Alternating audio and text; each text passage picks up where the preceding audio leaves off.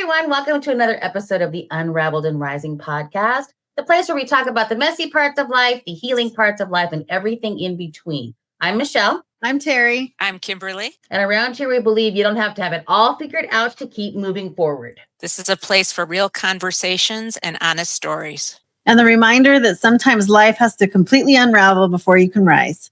So go grab your coffee or a glass of wine or a soda, whatever you're drinking, whatever time of day you're going to be watching this. And let's get started because Terry has a great guest here for us today. And we're so excited to have Kyle here. Go for it, Miss Terry. Hey, Kyle. So this is Kyle Fajen, and I met Kyle. Gosh, it's only been a few months. It's just been a few months now. Yeah, and he's part of our networking group. But Kyle has a wonderful story of what we love to talk about on this podcast, and where life just completely unravels and rises. And he experienced that after experiencing a great injury in his life. And what I love about Kyle is through that adversity and through that season of his life, he's also grown to love the recovery community. And he also works for Hazelbrook, which is a sober living community here in Colorado. And so I'm so excited for Kyle to be on with us today and share a little bit more about his story. And I know a little bit, and so I know that I'm going to hear and learn a lot more today here with you folks too. So welcome, Kyle. Thanks for coming. Hey, Kyle. Thanks for having me on. I really appreciate the opportunity to get to share my story with you a little bit more. It's always nice to get that in-depth understanding about each other. Yes. We don't talk about our stories enough, and they're so important. So we appreciate you being here. And the reality is that we all have one, right? Yep. They may look different, but we all have the same, we can actually relate to each other with beliefs or struggles that we have had from those adversities, but our adversities itself may look different. So true. So how do you want to get started? How do we want to get Kyle into his story? Can you tell us about Kyle, your journey? I would love for you to just share a little bit about why you're doing the work that you do and where that all began for you. Well, it all started, when I was younger. I fell into addiction at an early point in my life. Starting off about 12, 13 years old, I started, dabbling in, marijuana use and things like that. And not realizing it back then, but the major thing was just trying to escape the emotional turmoil I was feeling, that I was going through. But my brain was too young to process that information at that time. We all have emotional responses, and mine was trying to escape at that time. Leading up, things kind of escalated in my substance abuse after a car accident when I was 18 years old. I went through a yellow light and I collided with another car, and I had broken 2 neck bones, 2 ribs, partially collapsed my lung and my lowest bottom vertebrae at that time. And that was a pivotal point in my life because I fell into what was known as pill farming back in the day, where the opioid epidemic was at its height. And from there, my life really spiraled downwards over the next few years in an opiate addiction.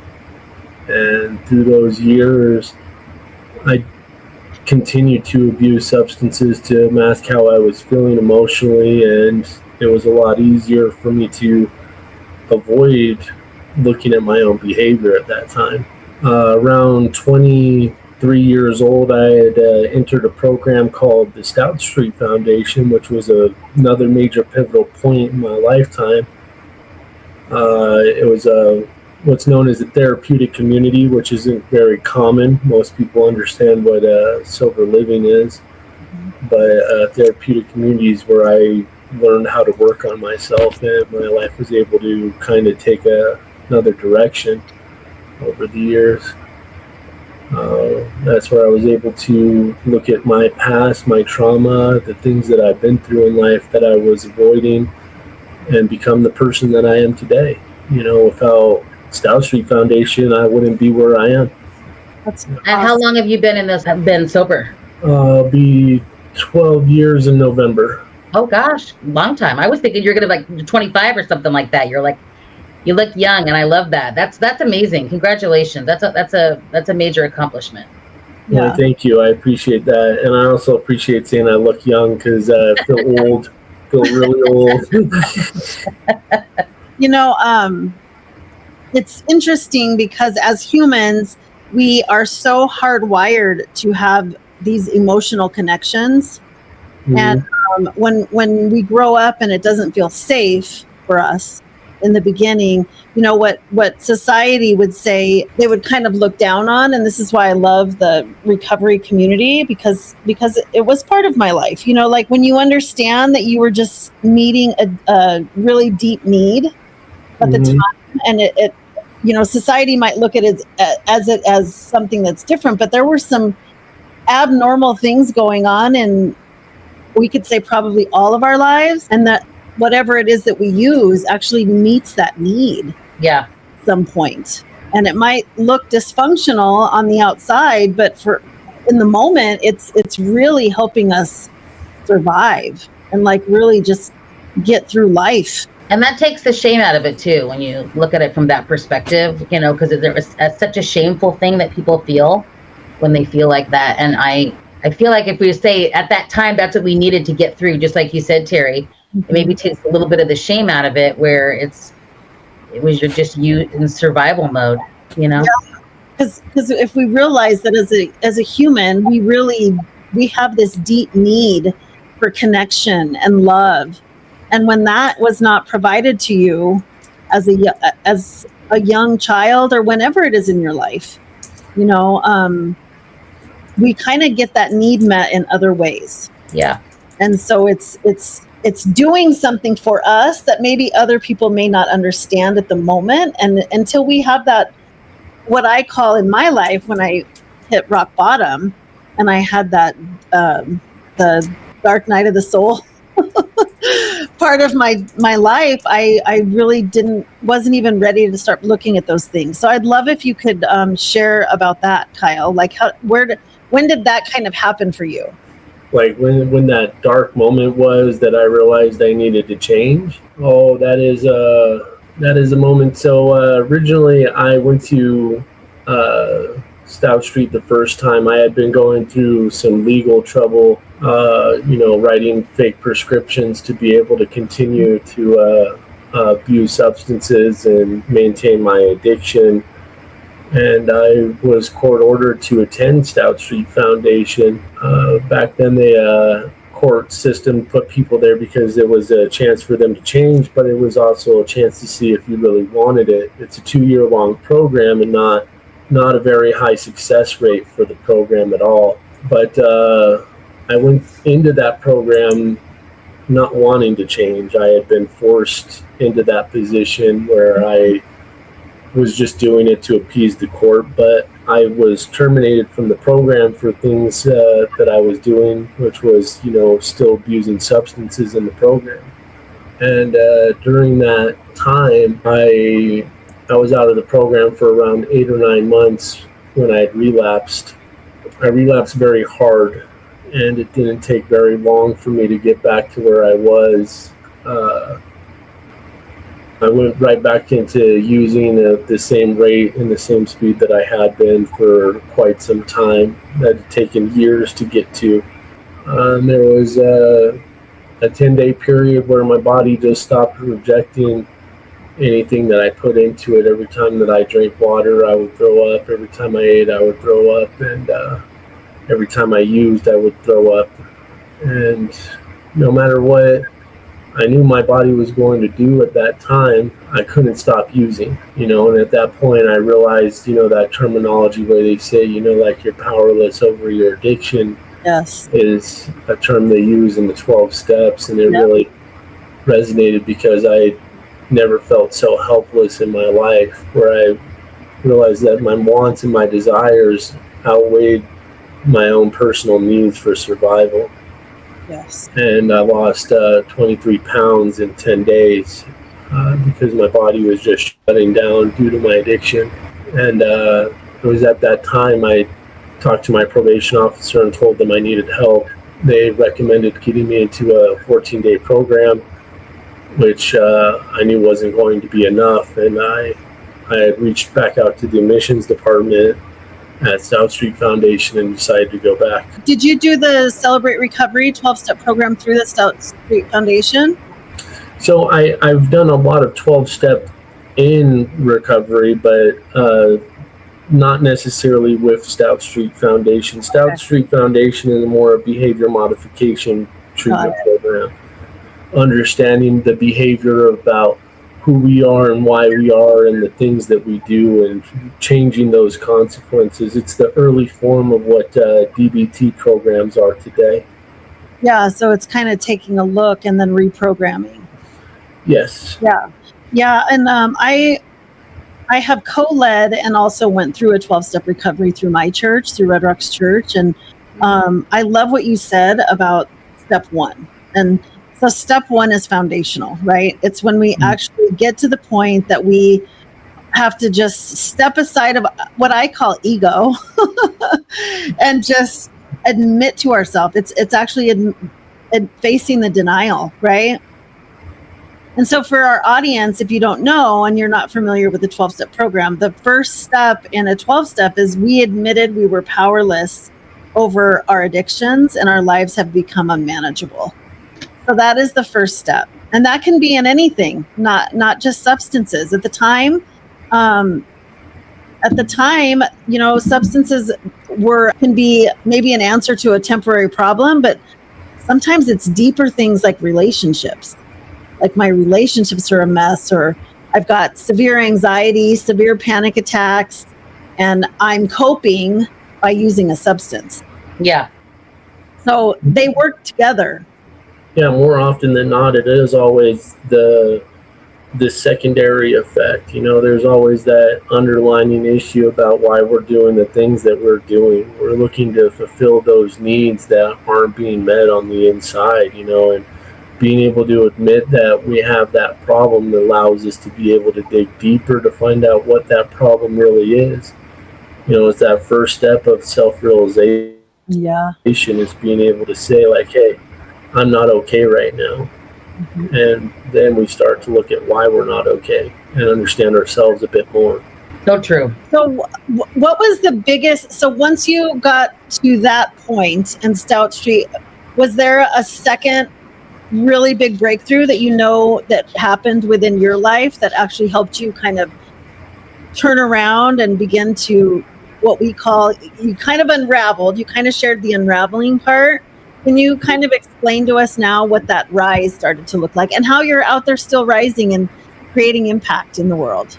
That would be my personal breakthrough in things. So at Stout Street, you go through a lot of different classes, and a lot of the things we've touched on so far is that underlining thing is like needs aren't being met a lot of the time as children, and so we develop these irrational thought patterns to meet our emotional needs. We do a lot of work on, working on fixing your inner child and those kinds of belief systems. But the real belief came from understanding that no matter what had happened, I was still responsible for my own actions and my own lifestyle. The behavior patterns that I was choosing to continue to escape on a regular basis was still well within my control. We can't control what's already happened. We can't control the past.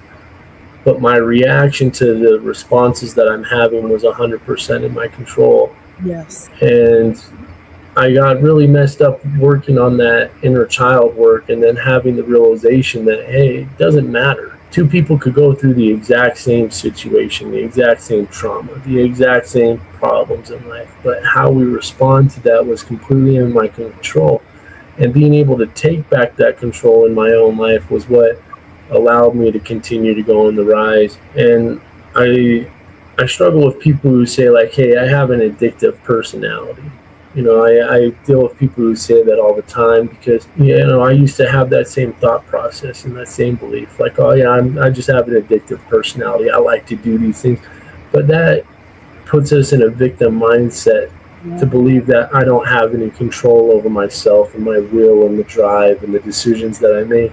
I live my life to try not to ever be in the victim mentality again, because once I do that, I give other things the power that I worked hard to understand. I still have. I never lost. I just stopped believing it.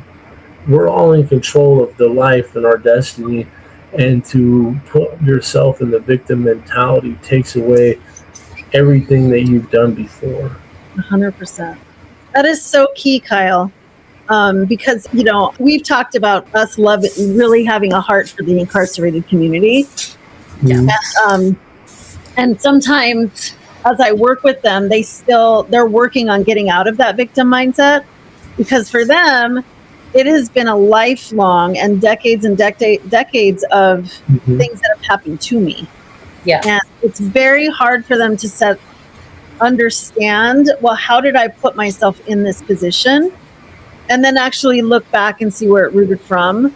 And then also just that we get so attached to those stories emotionally that we get, it's familiar, but then we get, I was getting something from being able to share that story, because I was getting people, almost like I was getting addicted to people feeling sorry for me.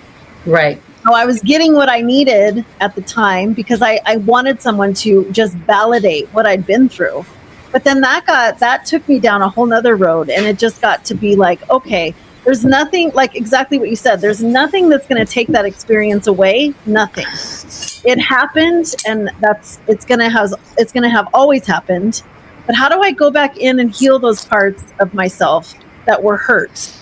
And so I love that you said that, because I love that inner child work, and where we actually take our power back and become the person that our child needed. So we become the one that validates that inner child, right?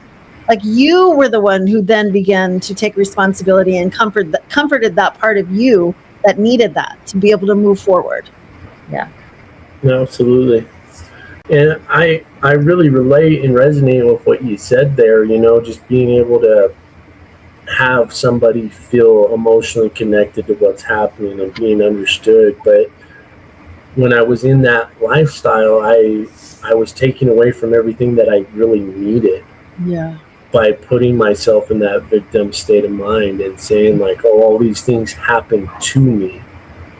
And I'm eliminating all the possibilities of the things that I can do. Yeah.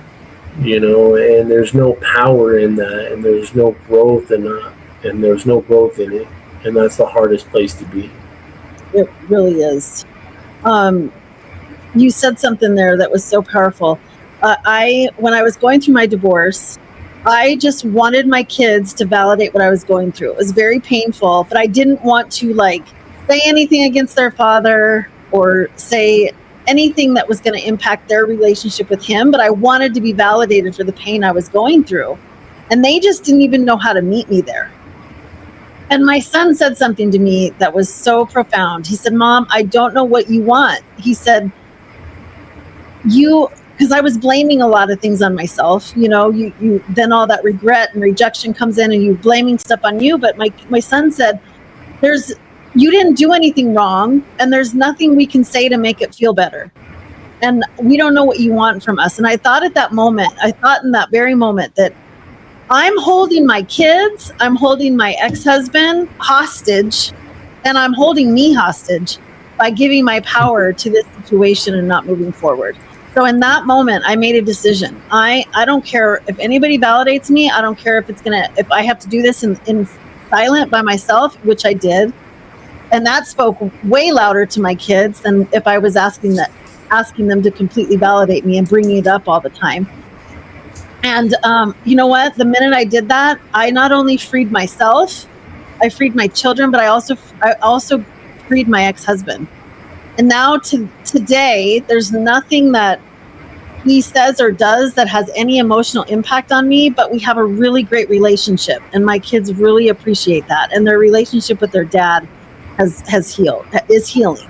And they never get to hold on to anything that I've said bad about him, because that was part of my childhood trauma, was dealing with that and being put in the middle of two parents that didn't know how to be functional with each other. Understandable. And I think you really said it very clearly right there. It's like you got the validation from the most important person that you needed to get validation from, and that was yourself. Yes. Like from the time we start going to school, we start looking for these outside validating sources. We're looking for this sense of being, and we walk away from the validation that we need the most. Like if there's something wrong with me, I need to understand that it's something I'm in control of. I need to be proud of myself. I need to love myself if I want to do these things. And so if I have a problem, I need to say, hey, Kyle, you're capable of changing this. Like, you're capable of doing this. You understand what you need. Nobody else needs to understand what I need. It's not their mission. It's not their journey. It's our journey. Mm-hmm. And if we can't validate and take care of ourselves, it's like we're going to be that victim in our journey every single time. It's like swimming upstream with no paddle. You're just you're it's like that hamster wheel. You're just going around and around and around, fighting, and the only person you're fighting is yourself. Yeah. The prisoner you set free is you, and we don't realize that. We don't realize that most of the time. I had a question though for Kyle. I was wanting to know, what was it that you think you were needing at 12 or whatever that caused you to kind of move to a substance? I think a lot of us don't talk about I don't need to know exactly what's going on in your household or anything like that, but what was the need that wasn't being met? Because I think a lot of us don't think about that in that way. And maybe they're not even recognizing now that may be happening in their lives, and maybe that's causing some behavior in their world. Yeah, for me, learning about, the maladaptive schemas that most of us have, everybody has schemas, but a lot of us, people who struggle with addiction, have maladaptive schemas, which are deep-seated. Can you tell the audience what schemas is? They're deep-seated core beliefs, that we've reinforced throughout our lifestyle, and the maladaptive ones are, negative core beliefs that we've reinforced. And for me, that thing that I felt that I didn't have is I didn't think I was lovable. Like I didn't feel like I personally was capable of being loved, and it's something that I struggled with from there on out for quite some time. So well over a decade, I never realized that I was getting into these horrible relationships that were set up for failure, subconsciously putting myself through the same emotional turmoil so that I could have proof that, hey, I'm not lovable, like I'm not capable of being loved. Like, who would want to love me? I'm in all these horrible relationships with women that cheated on me, treated me badly, and friends that stole from me, and people that abandoned me because I struggled with the thought of, hey, I'm lovable. Yeah. And then that also came down to the understanding that I didn't have that love inside for myself. And I wasn't taking care of the person I needed to take care of the most, which was me. Yeah. You said something so key there. You said something so key there when you said, I just went out and I was reinforcing the belief. Yep. So it's crazy that our mind tells us one thing, and then we go out and our brain will actually go give us evidence that what we're saying to ourselves is true. And then when it happens and it shows us evidence, then we go, yep, I'm not lovable. I knew it. I'm not lovable. And then we just keep going around this rabbit hole. And so, and going back and finding how I can love myself. Yeah. We can't even give away what we're not able to receive. 100%. Can't take care of somebody else if you can't take care of yourself. Yeah. I think that is such a common thing too, Kyle. I think if as a child you did not feel loved or feel safe or feel like the people that are supposed to be giving you those feelings as a kid, if you don't get that, it really, I mean, a lot of us did not get that from one parent or another or whoever was taking care of you. And I just feel like it has such a profound impact on your life if you're not able to deal with it and heal from it at a young age. you know, I'm 57 and I think it's impacted my life and, you know, for probably 45 years or something. You know what I mean? Like, it's like, it just takes such an impact. And luckily I'm going through all those things now and through my own self-awareness and my own personal growth journey. But it impacted me for years and years and years. And I just wish I would have, you know, kind of started working on that healing process earlier, because I could have saved some years off that. But it's such a profound impact. Well, and I think it shows up when it's ready to show up. Yeah. Like, I feel like we're never behind. I feel like we're right on time, and it happened when it happened. My childhood, it was the same way. Like, I grew up around a family that didn't know that, one, struggled with some mental health issues, but then also had, you know, used substances. They'd had these maladaptive ways of coping. Yeah. And so that was what I learned. Like, when you go through hard things, this is what you do. Yeah. Was it right? Wrong? No, I didn't realize until well into my late 30s that was not okay behavior, and that was not the right way to deal with things.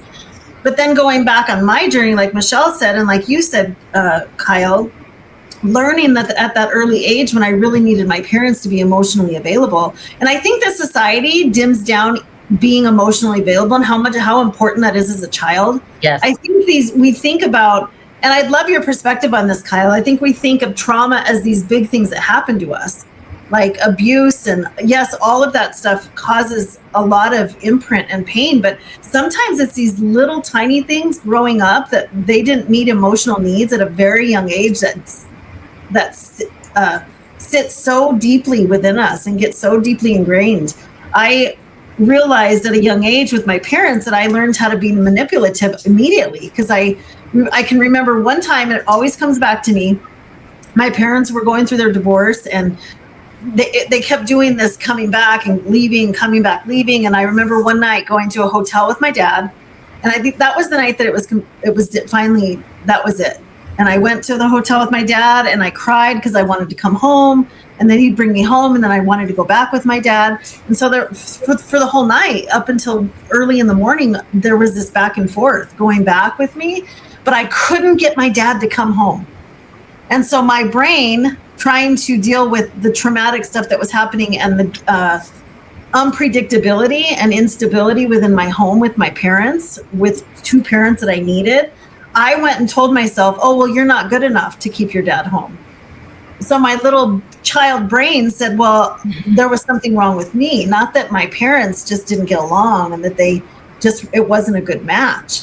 I took it personal. And then I went throughout my life, I couldn't please my dad to keep him home. So I went doing the same thing in my adult relationships. Yep. And then not coincidence at all that I end up in a divorce with my own marriage. I replayed my parents' life, like literally. Yeah, I think you just said it very well right there, you know, because it's not necessarily like when we look at trauma, like we think it's these big emotional circumstances, you know, like this is the pivotal point. You can identify like this one small thing that's what changes, but it's those small situations, the lifestyle and those emotional situations. Our childlike brain doesn't comprehend the full scope of what's happening in the world around us. Right. When we're young like that, these cognitive beliefs that stick with us, the emotional trauma that we actually carry is from small situations like you're saying. You're trying to get your dad to come home and you latched on to that. And a good representation that I like to talk about with people about that same thing is I'm hanging out with my mom. My mom is happy. Everything's good. Life is good. But my mom puts me down for a nap. And then I wake up. And my mom's upset. My mom's crying. As a child, my brain automatically connects that you did. My mom's not happy because I woke up. This is my fault. Yeah. And there's no logic outside of, hey, there's an entire world outside of me, an entire world of possibilities that cause those, but that's the connection that I keep. Yeah. And we start to collect these small moments like that throughout our childhood that allow us to say, this is it. Like, this is why I think the way that I do, is why I believe, because I have so many of these accumulated situations that confirm my thought process, and we don't have that. We need that collective understanding from people outside of us to help us work through that. And if we don't have emotionally intelligent people to help us build those connections younger, then we get stuck with those belief systems throughout our life until we're able to change that. But we definitely look at trauma as these big key point situations. And for some people, that is where their trauma comes from, It may come from some big moment where they were physically abused or physically attacked, and those were the situations. But for the majority of people, it's those small, long, ongoing situations. And so we look at our life when we're older and we're like, we didn't go through anything traumatic. Yeah. That is such a big pet peeve of mine. And I tell the women this, and women that I work with, that there's out there, that big T, small t trauma. And I don't like when they call it big T, small t, because I think the small t's I think that it gives us permission to minimize what we've been through. And so we look at someone who's gone through something really horrible and traumatic that should happen to nobody. And then we just say, oh, but I didn't go through that. So I shouldn't be feeling this way. And I don't know why I'm not over it, because my life was not that bad. And so how come I'm still going through this? And I think that is a slippery slope.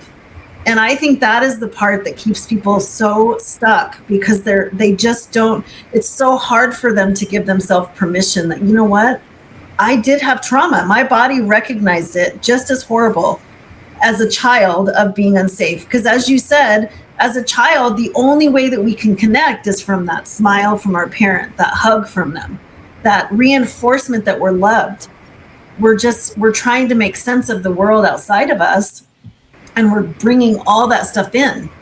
And if it's not always healthy or supportive for us, it can rewire, it changes our neural network and it rewires our brain. And you can see where people blame their parents for that kind of stuff too, because you can see that they can't forgive because they feel like my life has been screwed up because of that, and then they just never forgive their parents, or they cut them off or whatever. And I think the forgiveness side of it, whether you speak to them or don't speak to them, is so important, because it frees you from... And it frees them. Yeah, from it being any different than it was.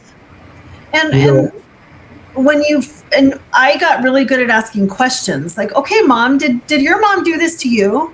Yeah. And then I started getting insights of how she grew up, because it came from somewhere. It didn't just start with them. Kyle, were you going to say something? Sorry.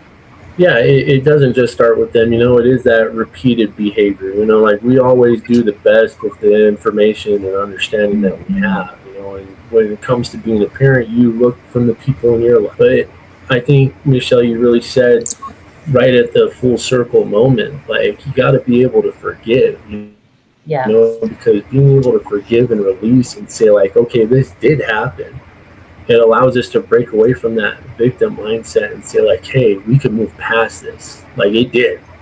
It did. And it happened to almost everybody. Nobody makes it through childhood unscathed. Like, you got some sort of underlying trauma in there. I promise you that. Yes. To forgive people what happened allows us to be able to take that power back and put the ball back in our court and live our life. I blame my dad for years and years and years and years and years. And then I think I've shared this before on this podcast, but the pivotal moment for me is when we were arguing about something else and I was really mad at him and everything. And after this, probably in my late 30s, and he said, "What do you want from me?" And I said, "I want you to feel as bad as I do." And he goes, "How do you know I don't?" Yeah. And I'm like, as soon as he said that, I'm like, holy moly, maybe he does feel as bad as I do. Maybe he's been suffering this entire time. And I'm like thinking it's a single experience over here, and he's been suffering. Yes. You know what I mean? It was like, it really put it in perspective for me. My gosh, he was suffering the entire time. Even when I was a child, he was doing the best he could because he didn't know how else to do it. He was living his life the best way that he could with the tools and the upbringing and the lifestyle and the situations that he had, we see it from that outside perspective, like, hey, You don't know how I feel, but they've gone through similar situations. We all go through very similar situations, but we're very quick to put that judgmental blocker on and say, hey, what I went through is different than what you went through. Like, you don't understand. Yeah. But we're all very similar, like we're all looking for those same emotional connections, wants, and needs. Kyle, can you tell us how now in your life, how it's changed relationships, and just tell us some things that you're doing? I know you're working with the Hazelbrook community, but can you just tell us how everything that you've kind of gone through up to this point, like what are you doing out there for yourself? How do you take care of yourself? How have your relationships changed? And what are you doing? Tell us your work with Hazelbrook. Yeah, with that, my relationships changed because I was able to maintain a healthy relationship with myself. I have a huge growing community. Like I am so blessed with the people in my life, the connections with my family and my friends, and the opportunities that I've had. I talked briefly about like the legal problems that I had, but the opportunities that have came into my life based off of the connections that I've made working on myself, helping people and growing in life have been unfathomable for the way my life was going. The individuals that I have are bar none amazing human beings, all of them. But I'm just very blessed. I'm very blessed. The things that I do for myself is I focus on mind, body, and soul connections all the time. I work out physically, I challenge myself mentally, and I take care of myself spiritually on a regular basis.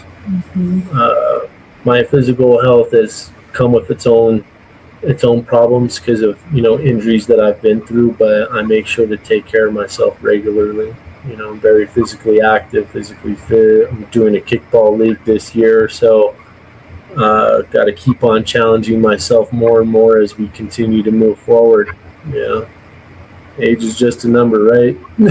Yeah, and I love what you said, because you're embodying this. You're embodying exactly what wholeness and healing looks like. Yes.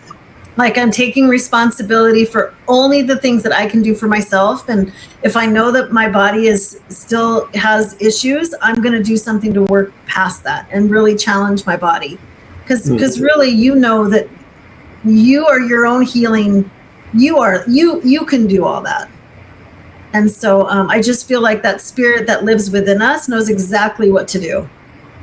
And as we're doing the right things for ourselves, we begin to heal. And so can you share what you're doing with Hazelbrook? With Hazelbrook, I just do BPS assessments, helping individuals get into care. So a lot of the time, we deal with people coming in and off of the streets and in and out of the prison system, and we have a lot of lack of resources for individuals that are coming out of prison for, sustainability and long-term success planning. The amount of things that the government stacks on top of an individual when they get out is very overwhelming if you don't have any support. And so to be able to help individuals find housing, get resources, have a community, it helps individuals have a higher success rate coming out of the system, which is something that's very impactful for me. It makes me feel like, hey, the work that I am doing has a meaning, because there's always a chance to help somebody. And say I help 30 people, but one of them takes that opportunity to move forward. That's right. We're looking at, not everybody's going to be successful. We know that. I've lived addiction myself. Not everybody's going to make that change. Not everybody's ready to make that change.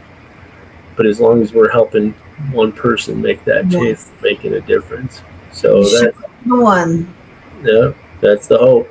As long as we're I love that you're both doing it. I mean, both of you guys are doing such great work. We are. People that are coming out, and I just have so much respect for that. Yeah. So thank you for what you guys. Yeah, I'm looking forward to seeing how I can kind of help Kyle and what the work they're doing. So we're actually meeting later today. So yay! It's such an honor to meet Kyle and just hear more about his journey. And, it's just such evidence that when we go to work on ourselves, there's nothing outside of us that we need. Everything that we have and everything that we're capable is already within us. And it's usually through those trials and those things that we go through in our life that we actually discover purpose. I think too, that if you're out there struggling right now with something, whether it be an addiction or you feel like maybe you have a problem or something like that, definitely seek out help. I know that that's a scary thing and it's a shameful thing because, again, lots of family members in my world, I had to put my mom through, I had to do an intervention on my own mother. And my dad was an alcoholic as well. So I completely understand that side of it and there's people out there to help you. And every time I see sober people, I've never seen a sober person looks unhappy. You know what I mean? It's like every time you see the sober community, it just seems like there's just so much joy and happiness there because they found something in their life that just makes them so much happier than what they were dealing with when they were in the addiction part. And there's people out there for you. And I don't know, Kyle, and we could put that in the show notes too, if we want to put some sort of resources in the show notes for anybody who may be listening, who's struggling with some sort of addiction. There's lots of resources out there, but it's just taking the first step. And that's what you guys were talking about earlier, is deciding and making the step for yourself that. Because we're relational beings and we heal in community. We do. And we definitely need the right community. So it's being discerning and learning to trust ourselves that we get ourselves in the right community. But that's where the magic happens. Wouldn't you say that, Kyle? Oh yeah, for sure. Mm-hmm. Absolutely. Kyle, do you want to? Is there any resources? If somebody's getting out of incarceration or struggling with resources right now, that we could put Hazelbrook's information into the show notes and they could reach out and speak with you. Oh yeah, absolutely. Honestly, there's so many good resources within Hazelbrook itself, for housing, treatment, we have IOP programming, PHP programming, and also for anybody coming off of the street, somebody who's struggling with that feeling of hopelessness, who doesn't know what they're going to do tomorrow, that doesn't have any options, like there is resources out there, and Hazelbrook is a huge opportunity to get help. Can you tell the audience, just explain a little more about Hazelbrook and what it is? Well, Hazelbrook is a sober living. It is a program that has peer coaching with every single house. So we do have recovery coaching that happens at each of our locations. And I love the peer coaching part. On money. Yeah. The peer coaching is huge, to be able to have somebody that's working with you to help reach your goals that you're looking for in life. Everybody's got different time zones is what I call it. We're all at different stages at different times, and to be able to have somebody at each house that meets you where you're at and is able to help you on that journey it's impactful. And I love the peer coaching because this is what I understand. Peer coaching is really just someone who's gone through the same journey and may have just gone through what they're just now coming through. And I think that's so important because it actually helps us with have that compassion and that empathy for where people are. Because if you don't know what they're going through, it's really hard to support someone when you know exactly what they're feeling. I think it can be hard, but anybody who works in the mental health industry, they have a huge heart. They have the passion. They have the love to see other people change and succeed. But the thing that it's helpful for people that have been in the same shoes that are doing it is that relatability with the client. Yes. And the client is able to put down those guards, because the number one thing that clients will say, it's just like, you don't understand what I'm going through. And when they have somebody there that really has been through the same thing, it takes away that, and they're able to build that relationship a lot easier with that person. Yes. It's not that they're more capable or more compassionate, but it's easier for that client to relate with. The client's the one that has the biggest guard up. It's not the counselor, it's the client that has the biggest guard up going through those situations. They've been mistreated, they've been through abuse, they've been through bad relationships, and so when they find that person that understands, hey, you really know, it takes away those defense mechanisms that they've been putting up for ages, and it allows you to be able to help them a lot easier. Yeah, I always say safety first. That's where it's got to start. Well, thank you, Kyle, for coming.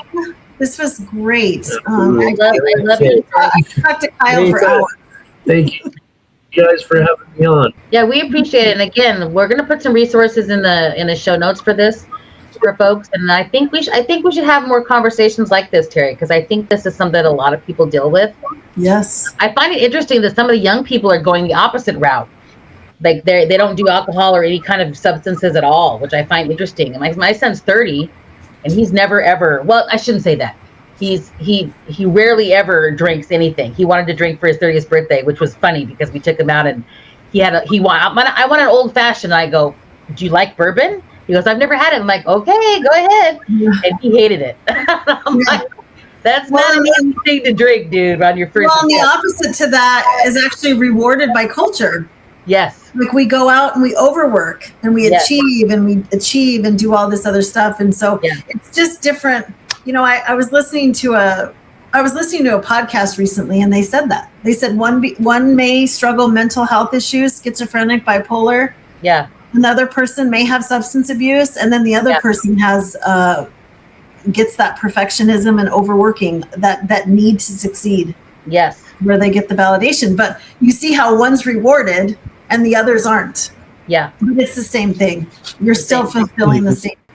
100%. Yeah. Thank you so much, Kyle. I really appreciate it.